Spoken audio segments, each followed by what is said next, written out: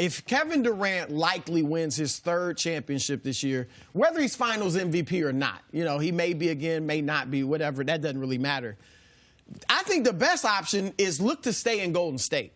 You could win 4 or 5 rings. Who knows how many you could win? You could win more than LeBron James. You could claim to be the greatest winner of this era. Some people already think, he may be better than LeBron James. So legacy-wise, it's great to stay in Golden State. If you want to leave, I would look at New York. These are places I'd look at before Oklahoma City. New York, I think, they're going to have money for maybe 2 max guys. What if Kevin Durant and Kyrie Irving go to New York to join Kristaps Porzingis? Maybe Kevin Knox becomes a player. I mean, that's something special. It's always good to be in the East. You got to tell the aggregators, by the way. Make sure you tell the aggregators these are not sources. This is your own thing. This is my what I'm thinking. Opinion. I have no reason to think he wants to go home. Okay, remember everybody was talking about Washington before he went to Golden State? That was just foolish speculation. But Washington wouldn't be a bad place. If you don't mind being at home, you'd have John Wall, Bradley Beal. Scotty Brooks. Again, Scotty Brooks. Yeah. That's right, the connection. Again, you're in the East, so that wouldn't be bad. The Lakers, I'm not high on – I think there's reason for him to stay and keep beating LeBron rather than to join him. But certainly if he went to the Lakers, I think that's not a bad move. OKC, I'm not going to kill him if he would look at OKC. But part of it is like people already think he followed LeBron when he decided to go to Golden State because LeBron went to Miami. Now LeBron went back to his first team and won. Do you go back to your first team and win?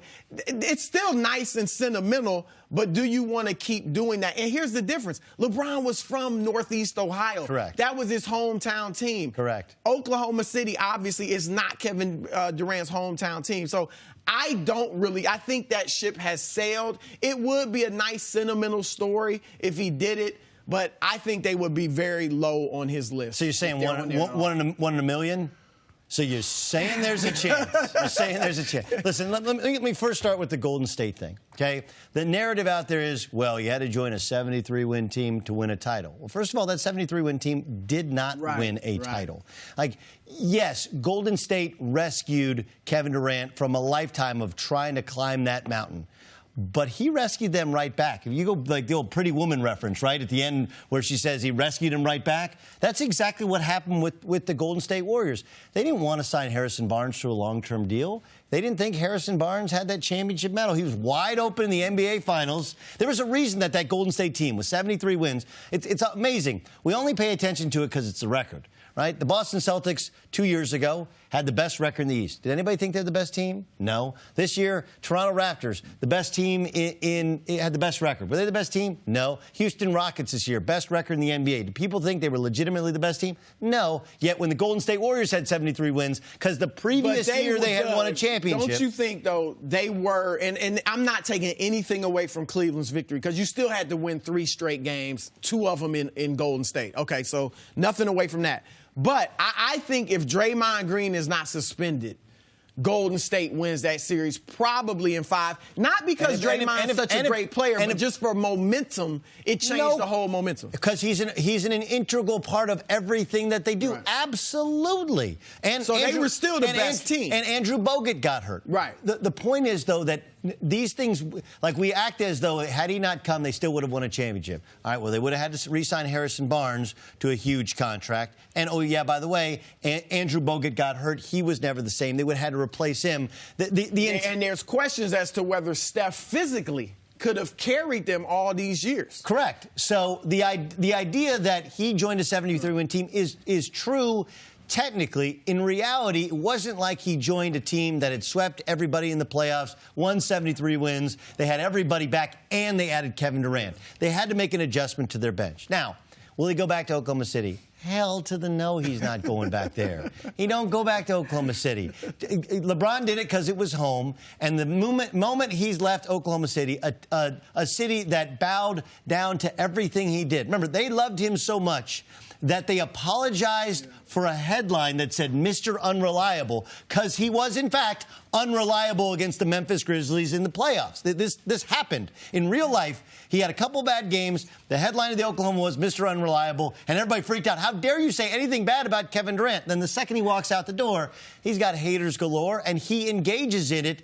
I don't think there's any way he walks back into Oklahoma City. I can name 10 teams. He didn't mention Miami. He didn't mention the Bulls with their cap space. He didn't mention the Clippers, who still think they can get Kawhi Leonard. It's in L.A., and he could beat LeBron James. There's 10 other teams other than Oklahoma City. And I'm not trying to take shots at Oklahoma City. I'm telling you the reality of this divorce, to which he thought, hey, we left on great terms. We left on great terms. Everybody's happy. And you know what? Now that he's gone, it's not so much great terms. I think aside from all of that, it's still a bad basketball fit. He just went to Golden State. I think he's just played in a organization and with a team that is the most unselfish, ball-moving, beautiful way that he now enjoys playing. And we saw in the playoffs, like he's still isolation, but he can still create on his own. They utilize him. But he loves the way they play. So you were telling me that he wants to go back to playing the way that he didn't enjoy playing in the Thunder? That's the big reason, the main reason he went there. Yes. Yeah, of course you knew you could win, but he wanted to play that style of basketball. I'll also say this.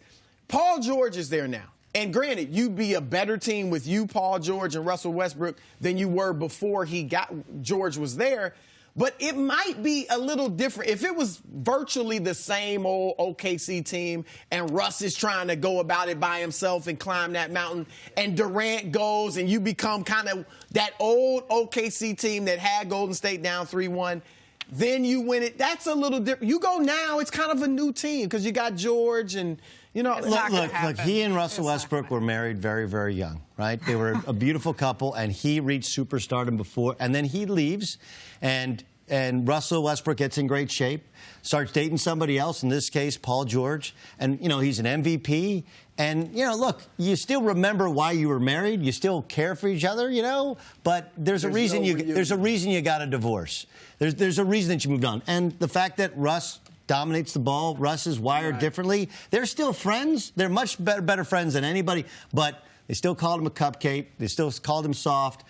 They still try and big boy him and debo him every time he comes to Oklahoma City because they think that the truth is he's soft. He had to join a 73-win team. He's not going back there. Reason he got divorced is the reason they won't get remarried. And he's not a guy that will forget that. Thanks for watching. Subscribe here to get the latest from the show. Also, be sure to check out more of the best clips from First Things First, or go watch a few segments from our other shows on FS1.